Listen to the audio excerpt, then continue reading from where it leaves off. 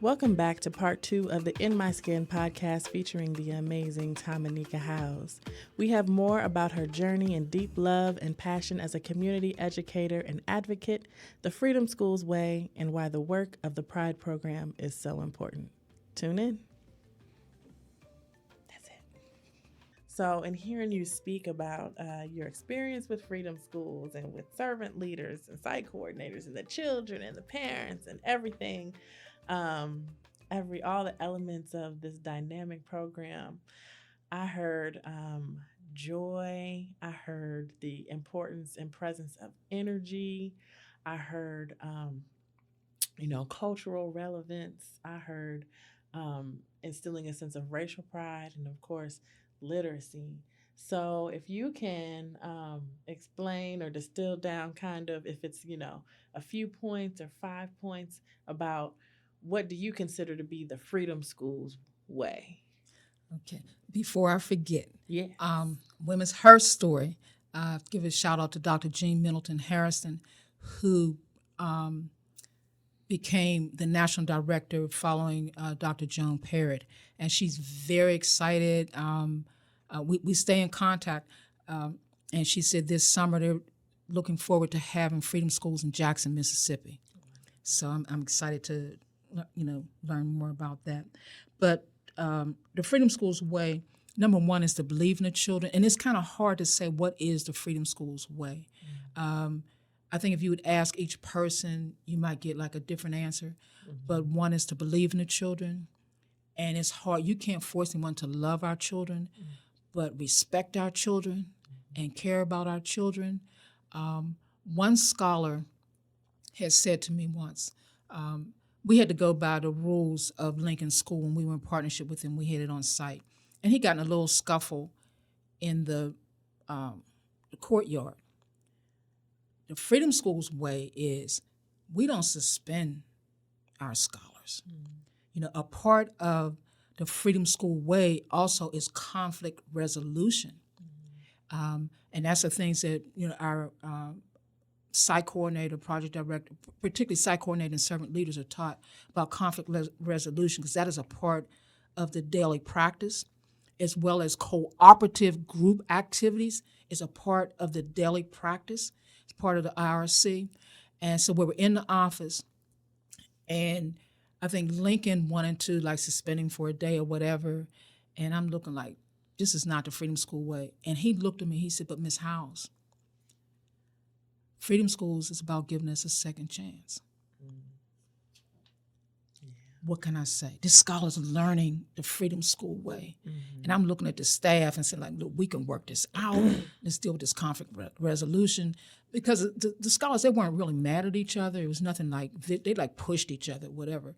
And so sometimes it's like those strict measures that systems have,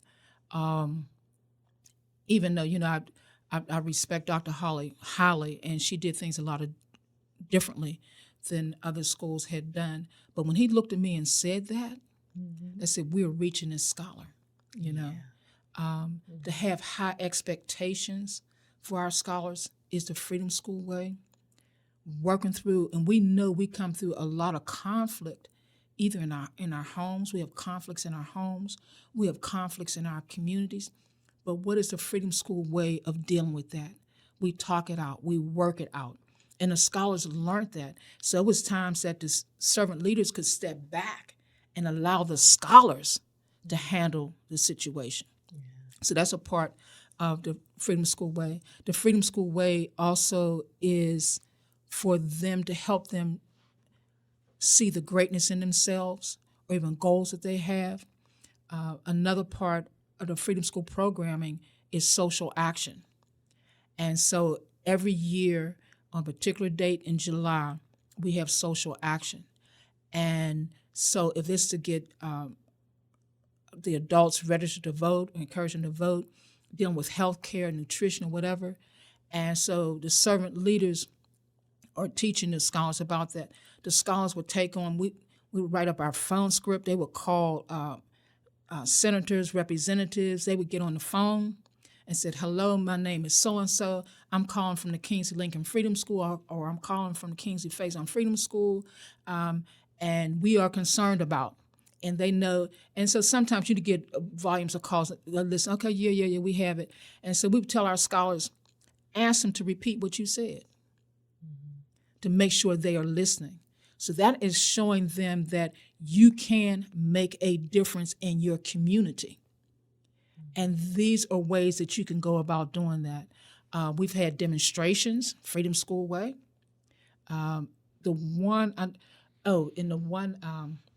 We would also have a finale. Every year there's a finale. And I remember when our Trayvon Martin was taken, and the one group, and one of the things we did differently at our site, each group, and this is kind of like what I'm trying to share with them in terms of the importance of culture, would have an African name or something with an African meaning.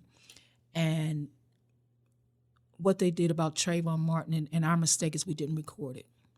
I think one of the parents did, and I couldn't get in touch with the parent to get it, but it was absolutely phenomenal. And the one demonstration dealing with hunger, and now that we see that just in the last couple of days, that the extra money in SNAP has been taken back, and we know the importance that it is for some families. But this particular, in the Channel 2 came, picked one of the scholars out, no rehearsal.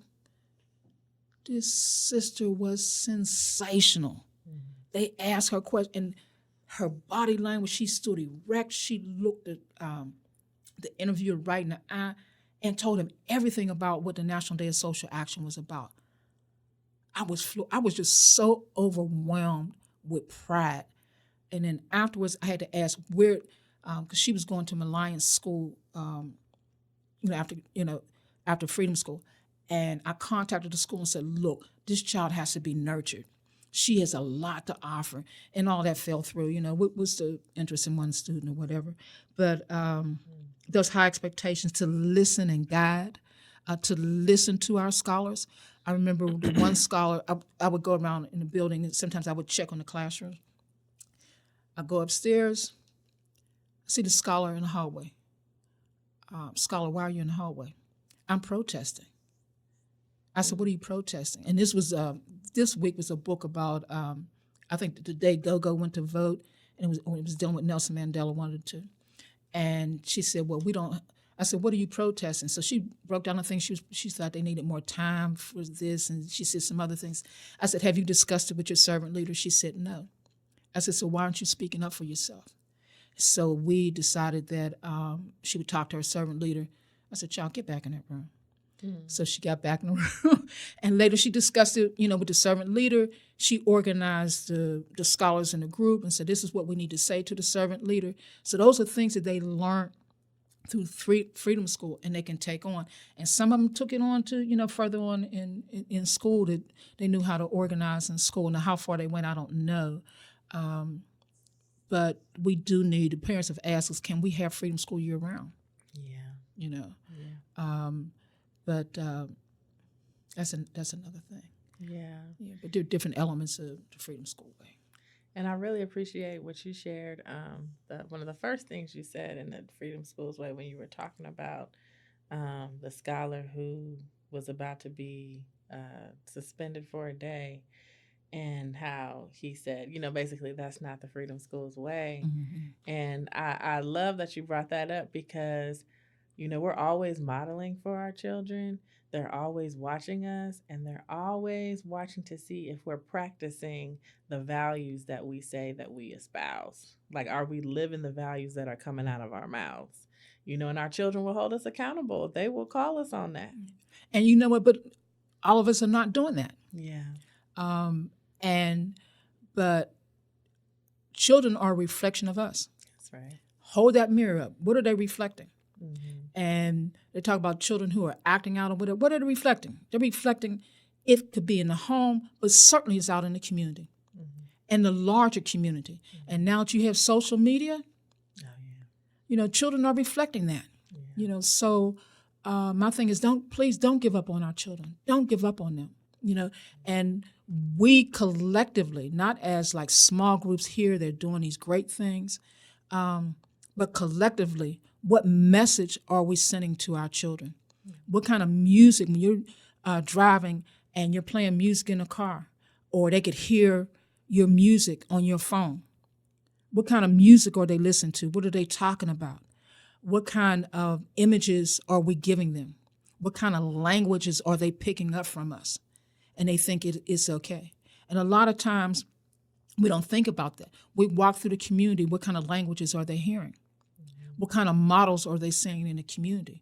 We have people in the community doing some great things, wonderful things, but it's not enough of us. It's not enough people doing it.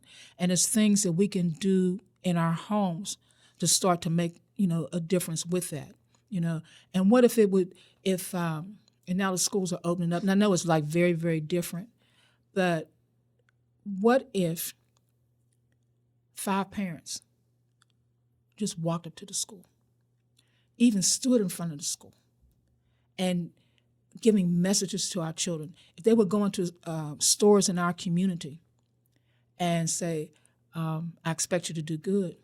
I believe in you. You're smart. You're bright.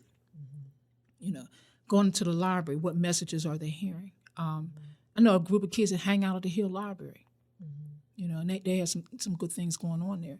And in the summertime, what kind of jobs are they getting? What kind of jobs do they have throughout the year? I remember we organized, some people organized, said, Hidden Figures. And female students from Brashear, Malliance, and it might have been one other school. And a young brother who has his own nonprofit, and it was time to leave. And he said, Queens. The whole room got quiet. These young sisters stood up in the way they left out. So he's doing some work with them. Said, Queens. And the other schools couldn't believe it. But I could. Because it's something that's pouring into them. And hopefully what he and that organization is pouring into them, they are pouring into others. And so the same way with the organizing around freedom schools, and I would say there's some groups trying to resurrect freedom schools across the country. It's Rutgers University. Some of you Google them, they're talking about freedom schooling. And I was on a webinar, and there was a minister on from York, PA. And this was around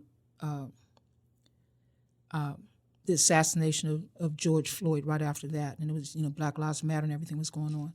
And he said it could have been associated with this. But he got $1 million for freedom school.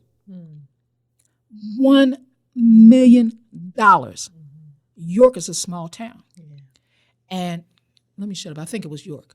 But he was doing it differently. So he had year round, how he was organizing the youth to organize other youth, And so now, since we're kind of hopefully somewhat past COVID, more freedom schools are opening up for the summer. But I haven't been affiliated with the national office in a number of years. So I know there's a very active freedom schools in Philly. And Philly's always been like politically and culturally conscious, is there. And so it was the one sister who was affiliated with the CDF freedom schools, and they broke away from CDF and started their own and have been going on point. So it's good. But one of the things I want to say, too, in terms of relationships, Marian Wright Edelman was able to build relationships. And I don't think it was with this particular person, but with others, about this one foundation that connected with P.R.I.D.E. But the superintendent in Philly some years ago, before he left, he built in, there had to be monies for 10 years for freedom schools. That's what I'm talking about. It was built in the budget. Yeah. They have freedom schools for 10 years. Yeah. So, we had our Latino sites, we had our African-American sites. I don't know if it was any other ethnic groups, but for 10 years they had freedom schools. Yeah. Yeah. I mean, that's so important. That's what I'm talking about in terms of long-term investments. Yeah. Really, because, I could just go off on my own tangent about just, And this other funding for 1 foundation, year and yeah, 2 years. if we have layers and layers of oppression and exploitation, Right. and we have developed these certain mindsets and lack of opportunities, 1 or 2 year grants are not going to get it. That's right. It's just not going to happen. And so, at a minimum, for me, at a bare minimum, it should be 10 years. Yeah. But we need things like for 50 years. For real. At a minimum. Yeah. To address some of these things. So don't give up on our children. Don't give up on our families. They can be loud, wild. One of my parents, one time, I'm walking up Center Avenue. One of her parents, and she just came up and hugged me. To this day, I don't understand why she did that. She just wrapped her arms around me. I wrapped my arms back around her. Yeah. I didn't ask her why she did it, Yeah. And she looked at me and said, "How you doing?" And then we parted ways. Yeah, that's it. I mean, you never know what kind of effects you'll have on people, or when you plant those seeds, working with young people and parents and community, you don't know how they're going to grow. That's right. But they're going to remember you. Plant those seeds. That's so important. I like to use plant those seeds. You never know how it's going to grow. But when you plant those seeds, it's like a garden. That's right. You plant seeds, that garden has to be fertilized. Mm-hmm. It needs the sun. It needs water. Sometimes there's weeds, and you need to pick those weeds. And some people my mother was very, very good with plants. And she would talk to plants. People used to bring plants that looked like they were dead. My mother would be able to bring those things, but I'm like, what in the world? She just had that touch, so like you plant those garden, when we have that garden, and it's not just for our children, it has to be for our families. That's right. There are things that we can do at home that we need to tell our children every day, I love you. Mm-hmm. Every day. Mm-hmm. Hug them. Mm-hmm. Our children need that. And guess what? Parents need that too. That's right. And I believe in you. Mm-hmm. You send that message out to our children before they leave that door. I love you, and the expectations you have for them. They are representing the family. How are you going to represent the family? Mm-hmm. So, and there's things we can turn around. I've made a lot of mistakes. A lot of mistakes in my life, and I still make mistakes, and I still think I'm learning and I'm growing. Yeah. And I tell folks, don't give up on me. Please don't. Yeah, never that. I'm trying. Yeah, never that. Oh, wow. Well, I got 2 more questions for you. You are one of our trusted, in terms of the P.R.I.D.E program, you're one of our trusted advisory committee members. You've been, I believe, with us since the beginning, since we first started this work. And, always been an enthusiastic advocate, always sending us information and articles to read, because we're still learning ourselves, right? Always learning. So I wanted to know if you see any similarities between the work of the P.R.I.D.E program, right? So, just thinking about our components, we have our arts component through our pop-up mini art festivals, and now we have artist residencies and family art time that was virtual due to the pandemic. We've got professional development. We've got evaluation and research. We have our parent and caregiver strategy through our parent village as well. And I'm like, did I name everything? Evaluation, research, arts, parent workshop. Oh, and then we have our speaker series events, right, where we strive to educate the community on the intersection between race and early childhood, and bringing in local and national and unsung at times experts in this field. So having been around for a while, you've been with us for a while. What are some connections or similarities that you've seen between Freedom Schools and the P.R.I.D.E program's work? Okay, the country gonna come out in me. Child, let me tell you. Bring it out. The country coming out in me. I'm telling you, if the listening audience, if you've ever been to one of the pop-ups, oh my word. It's times I've gone to the pop-ups, nobody knew who I was. I would sit back and just observe. And other times I would walk around and talk with folk. But, and you all were so busy working. I don't think it's some things that you all might not have seen. But the things that I saw that came across the children's faces, they were introduced to something so different. And the culture was so rich. And I would see people at the different tables doing different activities, and the children would run and they would go back to the adult that they were with and say, look, look, look. And the adult would say, oh, yeah, that's nice. But guess what? It's not just the activity that the children did. The adults want to do the activity too. That's right. And they enjoyed it. And they said how different it was, how much they appreciated in terms of the books, the richness of, because children is so important for them to see images of themselves and the greatness of themselves.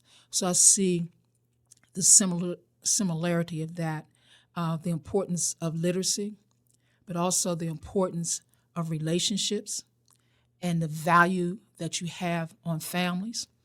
I sat in, I think it was the one I went to, and the different ranges of family people that were there, and sometimes you can go to meetings and the way a person talks, they're looked down upon,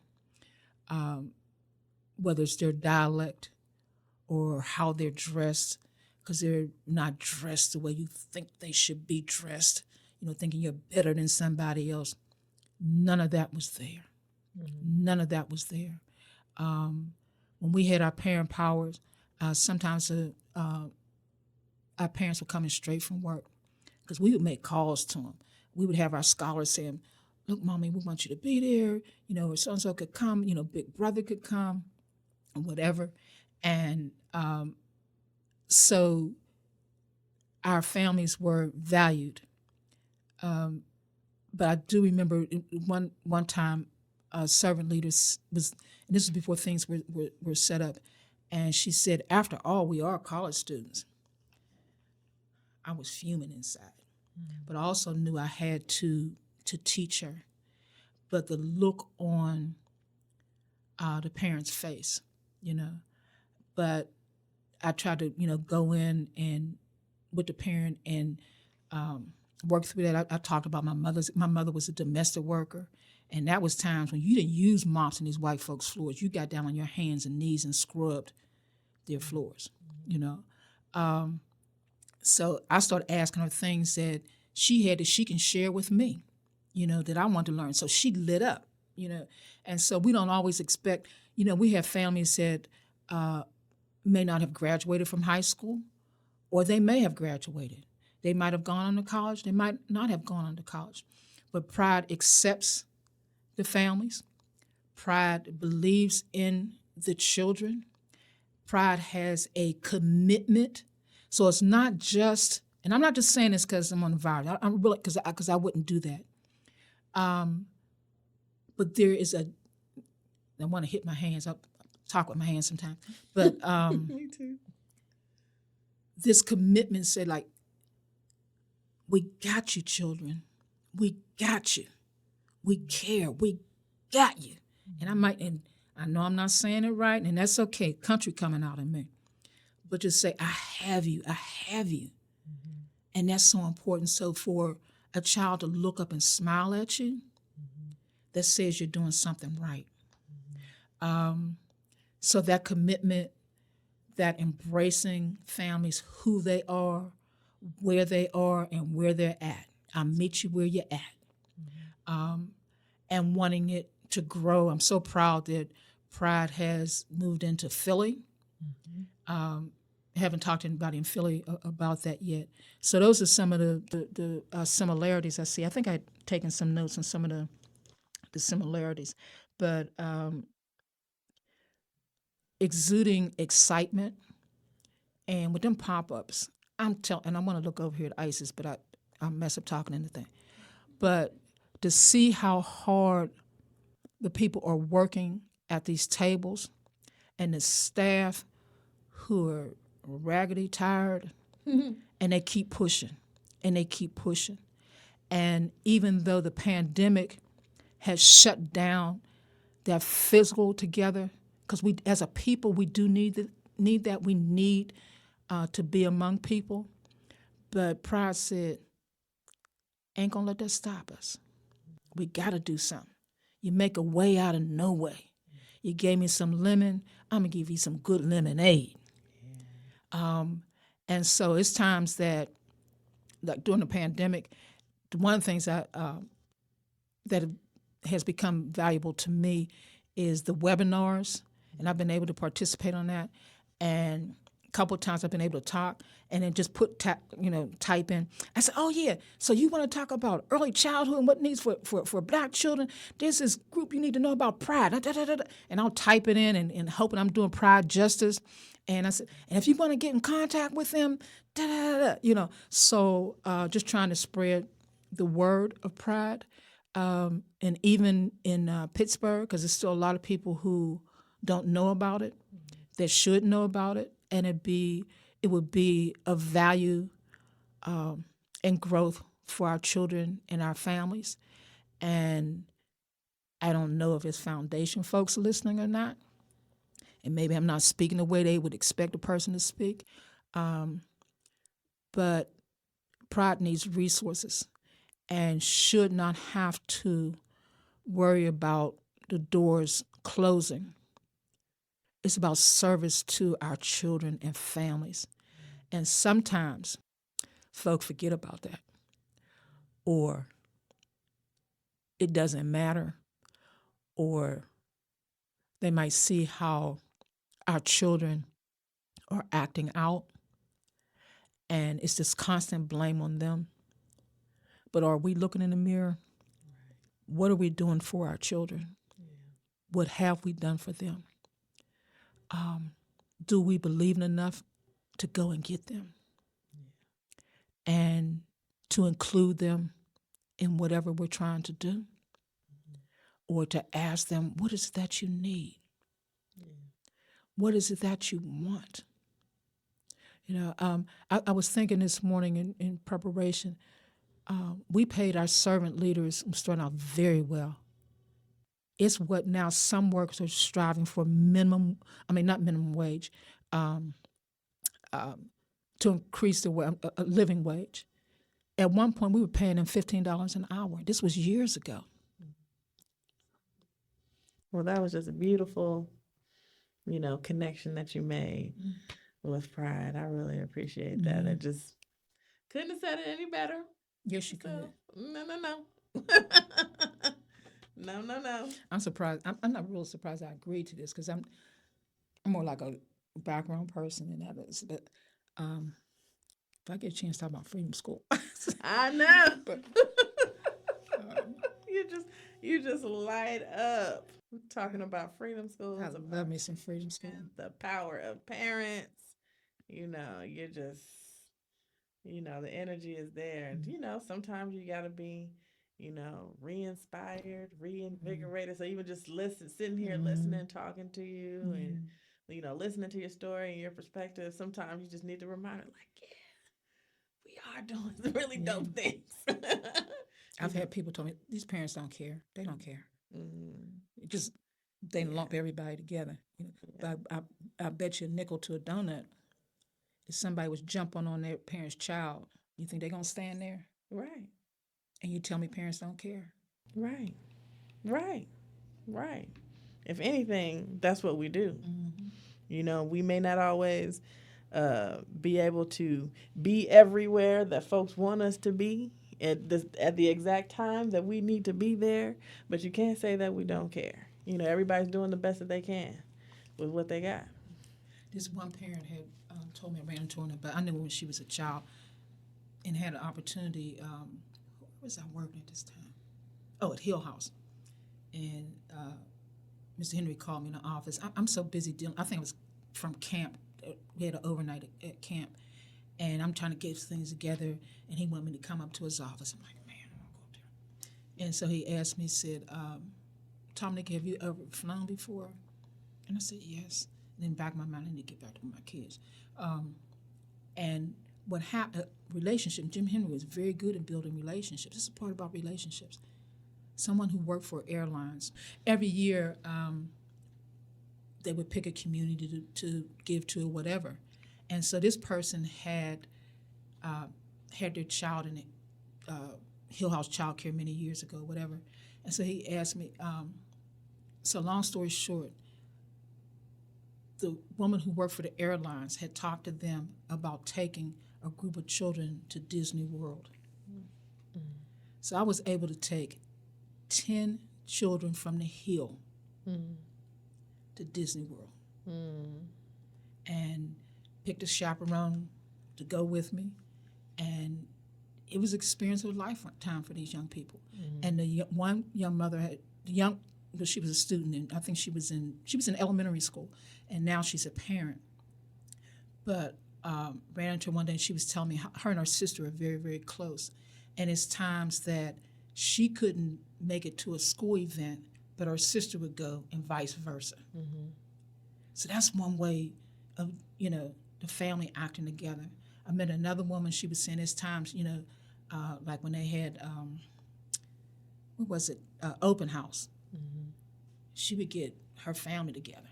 And she said, I can't make it all the time. And she would bring the crew in. She said, this is my family. This is such and such and such and such and such and such. And they would hear on behalf of, so it got real creative with that. So sometimes we think we can't do things, but we find a way to do it. And a lot of times our parents just don't know.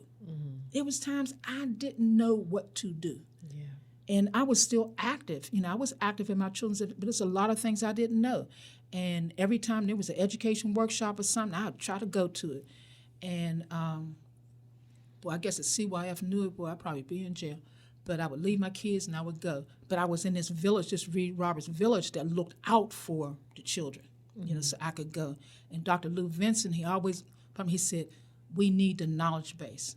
Our families don't have the knowledge base. So what a lot of white families have, and I knew with my inferior education, I meant to say earlier, when my mother worked in Mount Lebanon, and the family talks that the people she worked for, and I remember her coming home talking about those children's education in Mount Lebanon. I knew I was an inferior system. I knew I was. And that did something to me on a psychological level. I knew I wasn't getting what they were getting, and that kind of, that stuck with me, And so how do we make it great for our children? Not just average. We have to make it great. And I know some of the foundations are stepping up. They need to step up more. And I believe that. I really do believe that. So P.R.I.D.E is doing this great work. There are other organizations doing great work. And it's always, and sometimes people have to write proposals according to the guidelines that they set, rather than the guidelines we know was good for our people, And P.R.I.D.E puts that culture out there, That culture is important. If culture is not important and it's not valued to us, look at sometimes we wear our hair, our clothes, our music, our language. Sometimes it's a coded language that young people have a coded language. Sometimes adults don't understand a word. They don't know what's going on, So, and that's part of that cultural creativity, probably a lot of us don't, families don't cook as much as, Grandma did, Big Mama did, or whatever, but those recipes. And then there are recipes for families, too. Recipes about loving and supporting and leaning on each other. And so are we saying that if our organizations are good enough and valuable enough, how do we show it? But sometimes folk don't know how to show it. And so we have to share that knowledge. Yes.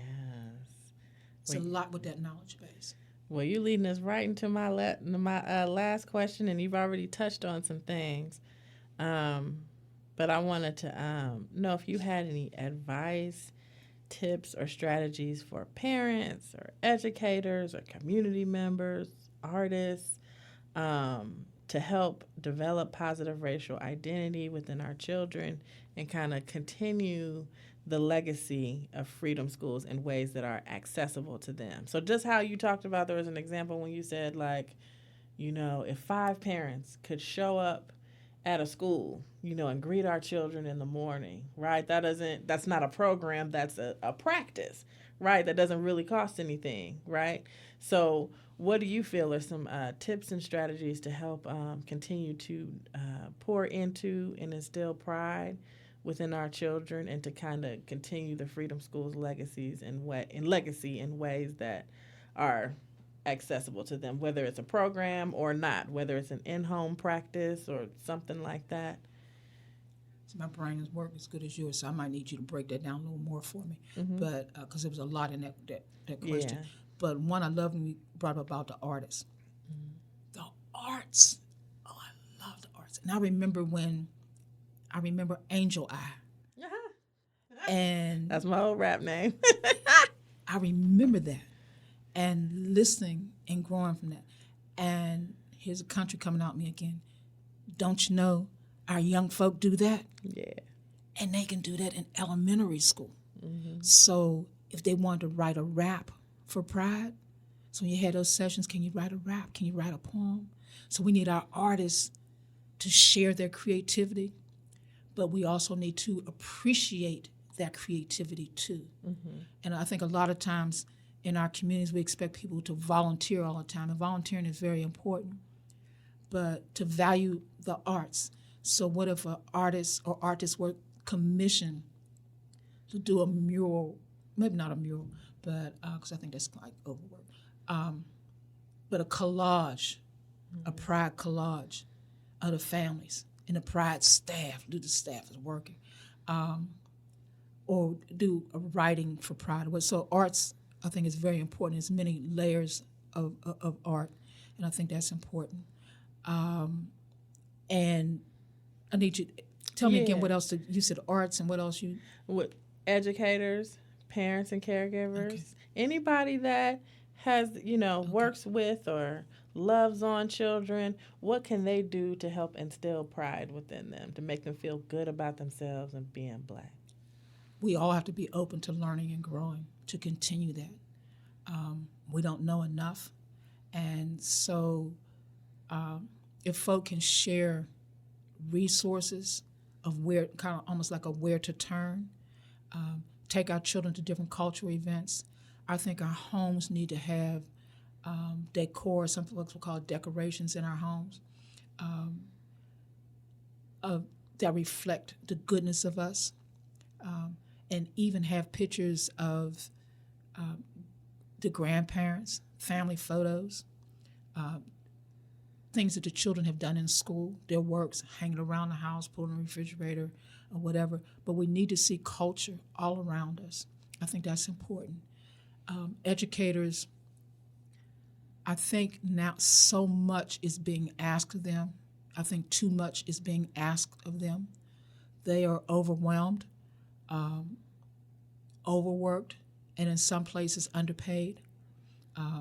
And sometimes we forget they have children too, that they have to go home to. They work all day and go home. But I think our families, what we could, when I worked at Prospect, some things I did with the staff, I would always put a message in their mail slot, saying something positive. And that way, some of the staff opened up to me. They would come to me. And at one point, one person, and I say this for a particular reason, my office was on the first floor, so I was engaged with all of the children that were coming in and out the building, and the parents that would come. And I remember this one mother came up to me. I don't know. She didn't know who I was. She said, "Take care of my child." And I think she just kind of like, for some way, she knew I was from the Hill. But somebody, when they start seeing the parents coming to me and they wanted them to come to them. That was an issue, and they put me up in a little cubby hole. But little did they know, the place that they put me, I was in more contact with the children, but I always stayed, on the floor. But where I could see the families coming in the building too. But we need to let our educators know we appreciate them. You don't even have to go to the store and buy a card. You write a card and say, I appreciate you. When my one son who played basketball in high school, and his coach was, they called him Frank. And when he graduated, I got a thank you. I used every white space I could, front, back, and in between, to thank him. This man, it's times that they would call, say, Frank, I went to this party and the buses stopped running. He would get at middle of the night, go get them, And not only did I give him a thank you card, I sent his mama a thank you card and say, thank you for the son that you raised and what he has given to these boys, So I think saying thank you is very important. When I communicate with P.R.I.D.E, I say, I thank you, I respect you, and I appreciate you, But we need to build relationships with educators and community folk who I always think about a pulse. And sometimes with training, I would say, put your finger on your pulse, whether it's on your wrist or the pulse in your neck. Do we have a pulse on the community? I remember one of the training sessions in the early years I did with the servant leaders, took a walk through the community, because these are the families that you're going to be working with. Gave them some money to buy lunch. Wasn't that much. I said, this is what our families have to build a meal on. Go make a meal. It was hard, but they had to work through it. That's that cooperative group activity. They were working on it. They worked through it. So for us to understand that. And so for us to try to open our mind and open our heart to understand what folk are going through, to learn and grow, but we have to be open to learning and not always be so critical, and be open to self-criticism that we can get better. There are things that in some places hands are tied, educators, as to what they can do, but their rooms need to be inviting. The whole building. Principal Kafele said he can walk in a building, and Dr. Earl Braxton, I worked with him on some things with Prospect, and he walked in, he said, Tamanika, I see the problem right here. Walked in the cafeteria, saw it immediately, was in there 30 seconds and saw what the problem is. So let's be open to that. And these are some very trying times. We have educators who are traumatized, parents who are traumatized, our children are traumatized, and so how do we work through that? Foundations, again, we need help with that. Not saying that they are the answer. We have some answers. We don't have all of them, but we need to listen to each other, work with each other, find out what organizations are doing what. Don't duplicate it. I think about Dr. Taylor, who's been in the game for over 50 years. The work he's done and the difficulty in trying to get the program through and say, look, this is a program we know that would work with the school system, but school systems aren't always open, And so sometimes we got to go outside and do it, I know there are groups that have like Saturday academies. I don't want to start naming different groups, but I know one that is very effective, have a waiting list, and then things that we can do, differently, So if, we got some mamas out there who sure enough know how to cook, and one way going fishing to reach our young people, they like to eat. Mm-hmm. They like to eat. Let's give them a home-cooked meal. Mm-hmm. When we go down to the farm with Freedom Schools, they fed our mind, and oh my word, did they feed our body. They fed us. Mm-hmm. Seriously. And things changed down the years after, cutbacks with financial contributions. But but we need to be creative in like how do we reach parents, how do we reach our youth, and school systems and other systems that we're all affiliated with in one way or another. And I went off the tracks. I need you to tell me some other things that you said because I think I didn't. I think this is about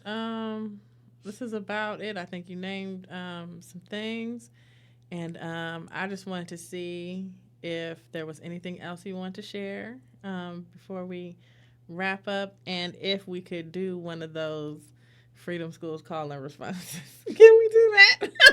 I'm trying to think of call response.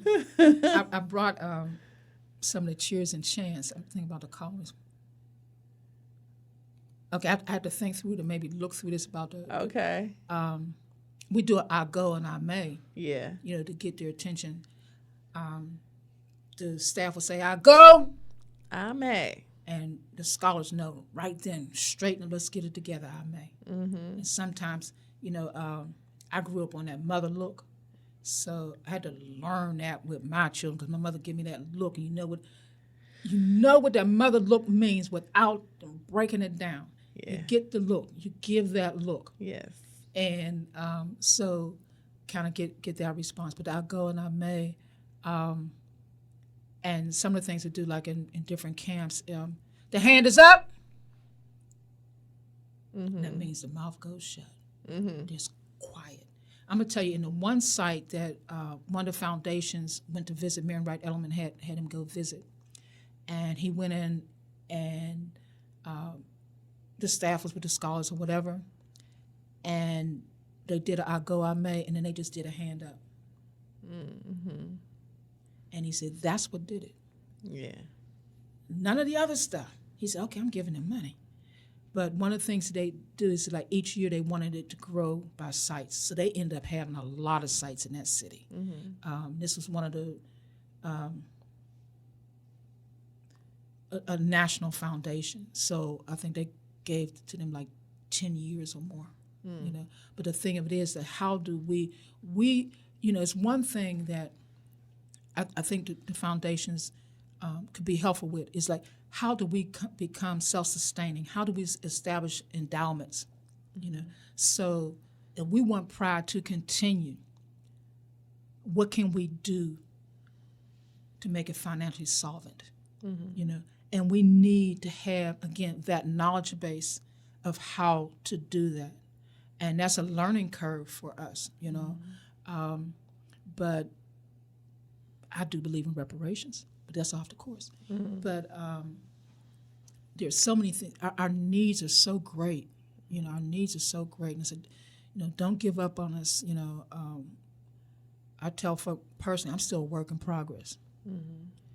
I'm 73, kicking the door in on 74, and I'm still a work in progress. And I sincerely mean that, So help me to learn and help me to grow. It's a process. And it would take a servant leader to do the cheer and chant because I don't do it justice. Sure. The motivational song, I love it. Something inside so strong. It's times that I would like tears be coming down. So they got it. They got something inside so strong. Mm-hmm. So listeners, check out Something Inside So Strong. I love that song. But in terms of creativity, creating cheers and chants, the scholars love it. Mm-hmm. They're going to the rooms, they're saying their cheers and chants or whatever. And support our organizations that are trying to do good for our people, for our children. And it's not just, I tell folks, it's not just about the children and the families. When you do right about children and families, you do right by communities, you do right by neighborhoods, you do right by the city, you do right by the country. Again, we go back to I can make a difference in self, family, community, country, and world through hope, education, and action. Dare to make a difference. Dare to make a difference. What a beautiful note to end on. Thank you so much, Ms. Howze, Ms. Tamanika Howze, for joining us and talking about your life experience in general, and then as Freedom Schools Director and self-appointed Freedom Schools Ambassador.